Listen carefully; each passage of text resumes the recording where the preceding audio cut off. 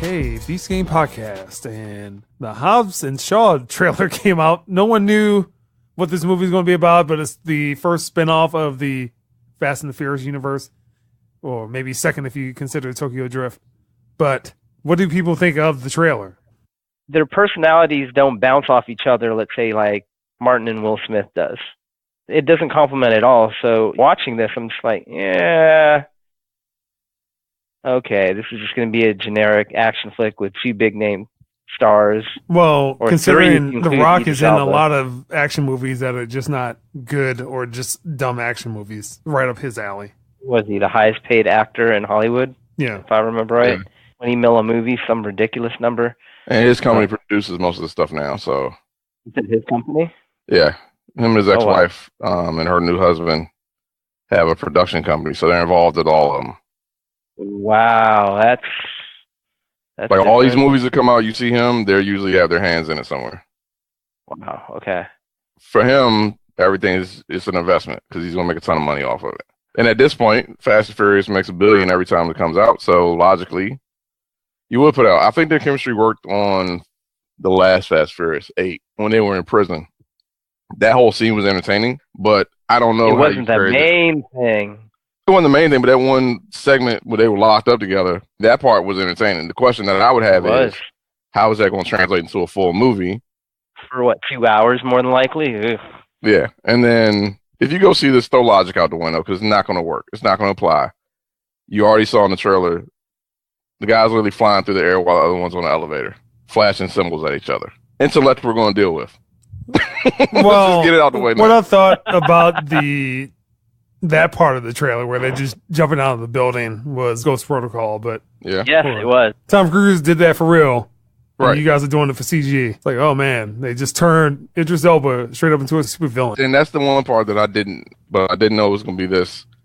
I've been injected with biomolecular enhancements. He took the and all super of a sudden I'm some super villain or whatever. I did not know that was the angle they were going for. Adamantinian skeleton. Oh yeah, watch out, yo. And all of a sudden he's punching through walls and all that. And I'm like, all right. And so it doesn't hurt his wrist, fingers? Yeah. What? It is not a superhero movie. So this is supposed to be real life. No more cars, but it's just punching people in the face. Yeah. So I don't know. From that standpoint, I don't know. Like I said, my expectations would just be to go in, big action shots, a whole bunch of explosions, a bunch of fighting. If you do that, then I'm all right. It'll be entertaining, and I'm not looking for nothing to make sense. Well, the one thing that's going to drag this movie down is the banter between Hobbs and Shaw. I mean, the whole movie is nothing but that. Well, it was a strength in 8, but like off the trailer, it seems almost like it's just real forced right now. Yeah. Well, it's like probably just because they planned action sequences and then filled the story in later. Let's just have these two guys just ad-lib and go at it and see what comes out of the camera. Yeah. That's not going to work. And then next action scene, story thing, next action scene, more banter. Predict that's how the movie's going to go. But, I mean, again, as Mike said, there's no logic. The man grabbed a missile with his bare hand and turned it the opposite But way. it was going in slow motion. And or the Burj Khalifa thing, where he drove a Lamborghini out of one building into another to building. another building. Yeah, this is what we're dealing with. So, if you're looking for pure logic, don't watch these movies. This is not going to be Mission Impossible level of continuity.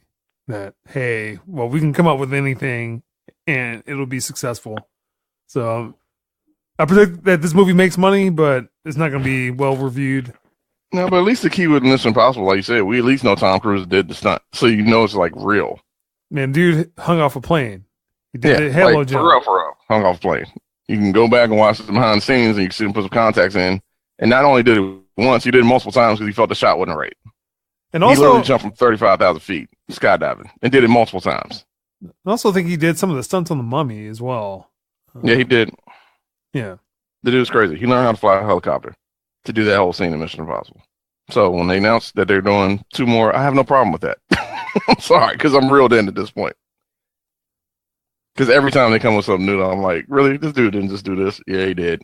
How did he do the halo jump? Oh, he went up 35,000 feet and really did a halo jump. Yeah, he did a whole bunch of test jumps beforehand for like 6 months just so you can do one scene. I'm like, okay.